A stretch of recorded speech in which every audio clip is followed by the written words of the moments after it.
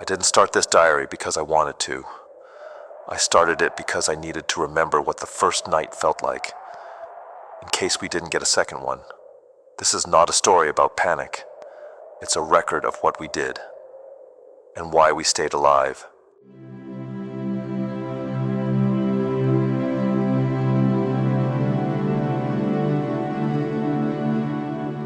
A Prepper's Diary, the first blast. Entry 2, 4:07 a.m. I don't remember falling asleep.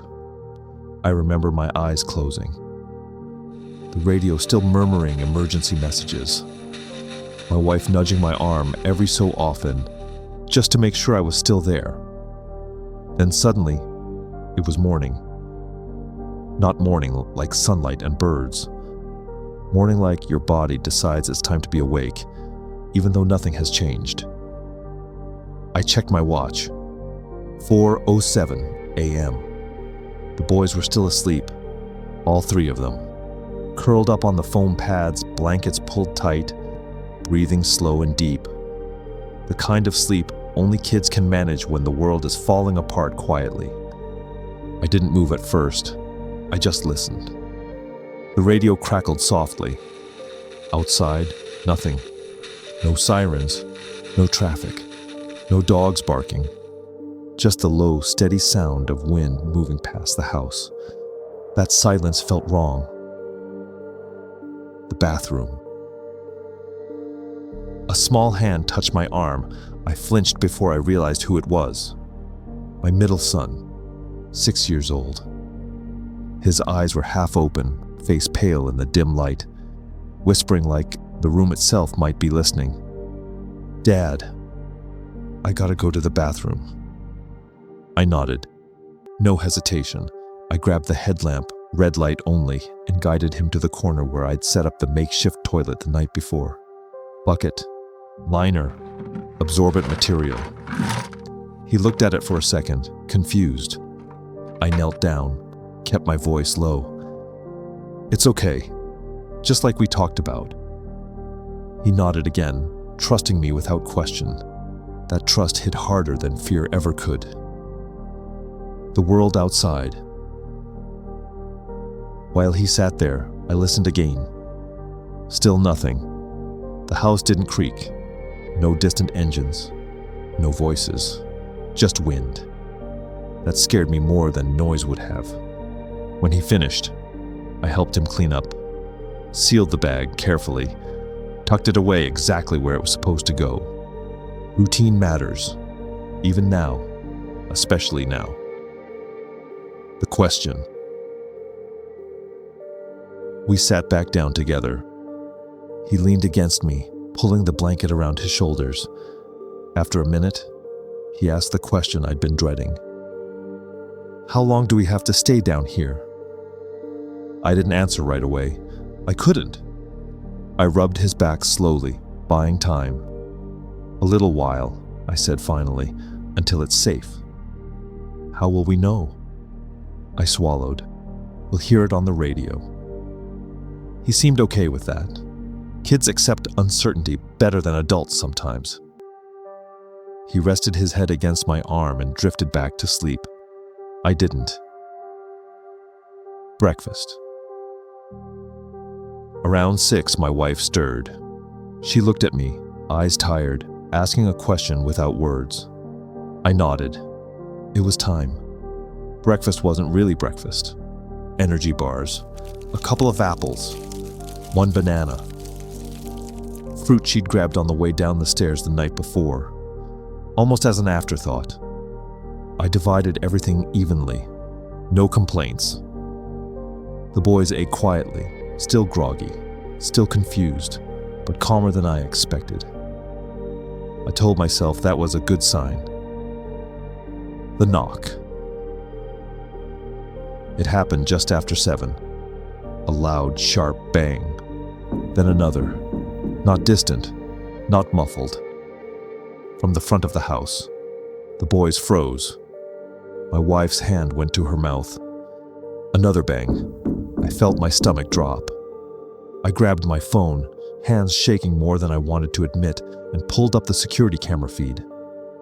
The image loaded slowly.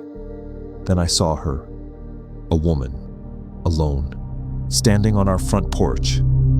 She looked wrecked, hair tangled, face streaked with dirt, eyes wild with fear. She was knocking, then stepping back, then knocking again, looking around like she expected someone to be watching.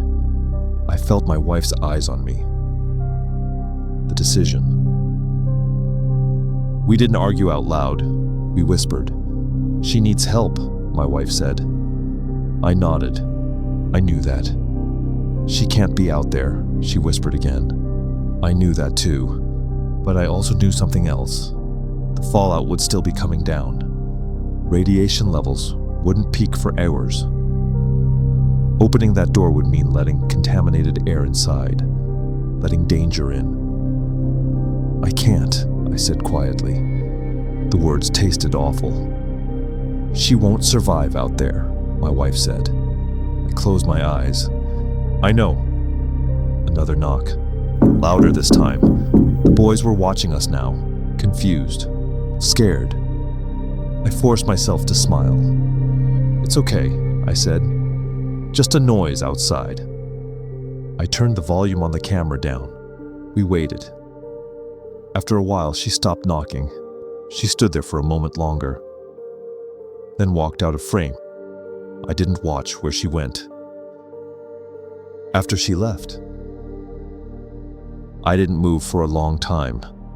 I kept staring at the camera feed, even after she disappeared from the frame, like she might come back if I looked hard enough. She didn't. The porch stayed empty. The wind pushed a few leaves across the concrete. One of the hanging decorations swung slowly, tapping the siding with a dull, rhythmic sound. Tap, tap, tap. I finally locked the phone screen and sat back against the wall. That's when it hit me. Not fear, not relief, guilt. The weight of the choice. I told myself I'd done the right thing.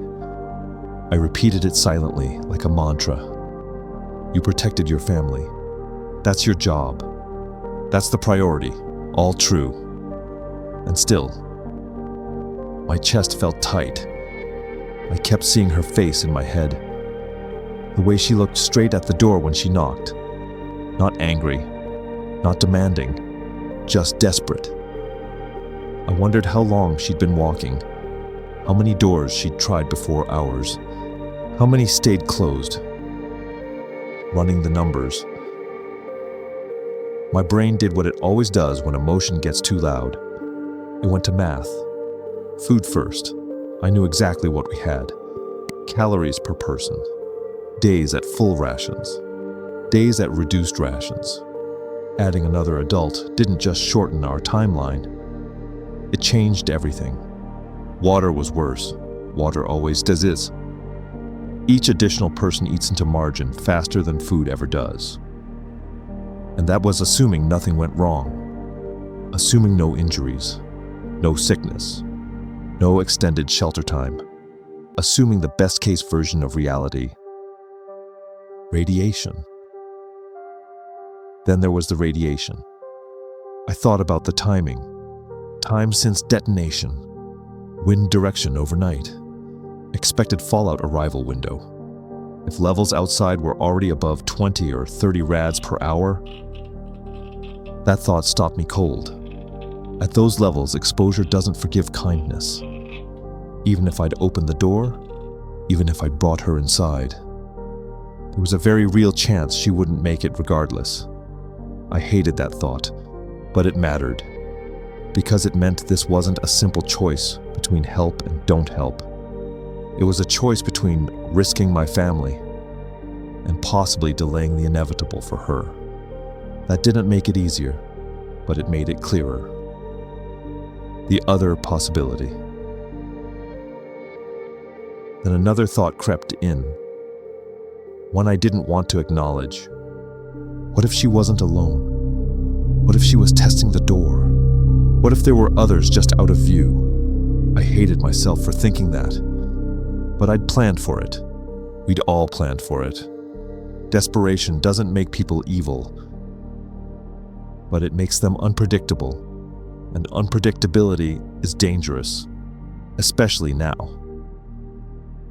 Good people, bad outcomes. I asked myself the question I'd been avoiding. What does being a good person mean right now?